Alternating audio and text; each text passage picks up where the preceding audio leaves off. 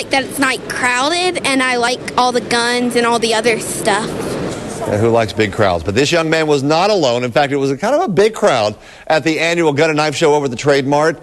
There's about 8,200 exhibitors at this year's event. They got everything from the outdoor enthusiasts, the stuff that say guns and knives, but also clothes and camouflage, everything that's even hard to find. Organizers say they don't want people to get that wrong idea about this event.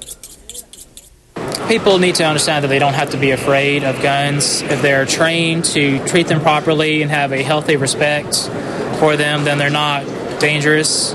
If they're dangerous in the hands of a criminal. Well, if you missed out today, don't worry. It will still be going on tomorrow. It starts at 10 in the morning and runs until 5 p.m. It's $8 for adults to get in, $2 for the kids.